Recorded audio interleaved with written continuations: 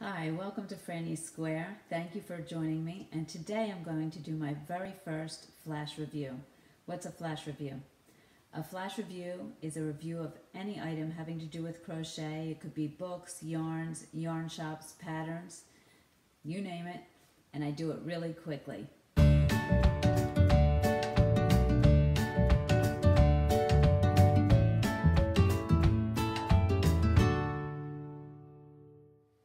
Today I'm going to review Jane Crowfoot's Persian Tiles Afghan pattern. Okay, so first things first, what does it look like? Well, this is my started Afghan, and you can see it's a combination of hexagon, square, and triangle motifs sewn together, and then you make an edging around that. The pattern calls for Style Craft DK weight acrylic yarn. You can use any DK weight acrylic yarn. I happened to buy a kit from Mary Maxim that included the pattern and the yarn needed.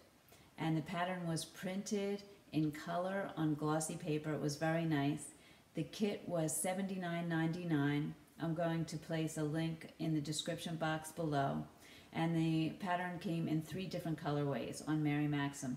It came in dark blue, that's this, a light blue, and then something called sandalwood, which was more muted colors. On Jane's website, which I will also link in the description box below, she has 3 colorways: original, which is this one, a light blue, and one called Eastern Jewels, I believe, which is a gorgeous, gorgeous colorway. I'm actually considering doing this again in that colorway. I would recommend this pattern for an intermediate crocheter, a crocheter with some experience. The stitches used are chain stitch, slip stitch, single crochet, half double crochet, and treble crochet, and you do crochet into the front of some stitches. The instructions are clear. Jane writes them out. She also includes a lot of pictures and close-up pictures, diagrams, and charts. Very helpful and very easy to follow. I think you'd agree that this pattern is original. It's unique.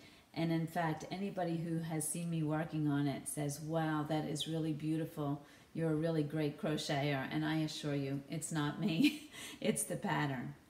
I try to learn something with each new project I do. So what did I learn from doing this project? Well, 3 main things. Number 1, gauge is important when you buy a kit. I don't know why I didn't think of this before, except to say that this is the first time I bought a kit. When I make blankets, I normally don't care about gauge. If it comes out a little bit smaller or a little bit bigger, that's totally fine with me. And I tend to crochet loosely, so I get a little bit bigger of a blanket, which I love. However, when you purchase a kit, you only have so much yarn, and I ran out of yarn before putting on my edging, so now I need to order some more yarn. So that's number 1. Gauge is important when using a kit. The second thing I learned was that blocking can be important.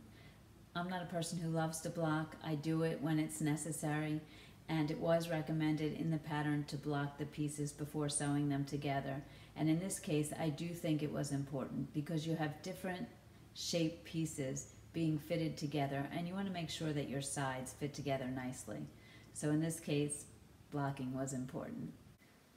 And finally, I watched an interview with Jane where she recommended that you do the same round for each motif first before moving to the next round. And she recommended that because she said you would be crocheting more consistently and your pieces would be more consistent, which makes total sense. Unless you're like me. I make mistakes, and often I don't realize I made a mistake until I get to the next round and something doesn't fit right. So if I do 1 round of all the pieces and I don't realize my mistake until I get to the second round, I have 16 mistakes for 16 hexagons. I found that out the hard way. So now what I do is I do the first motif in full, make sure I understand the entire motif, and then I use Jane's method for the remaining motifs. So that was a really great lesson. I learned a lot with this pattern. So I'm sure you can tell I absolutely loved this pattern. I give it a 5 out of 5 Frannie squares. that corny? I don't know. I think I'll use that as my rating system. Going forward, I intend to do many more flash reviews. If you have any suggestions for products that you'd like reviewed, please list them in the comments below. And as always, thank you so much for watching, and I hope to see you again soon.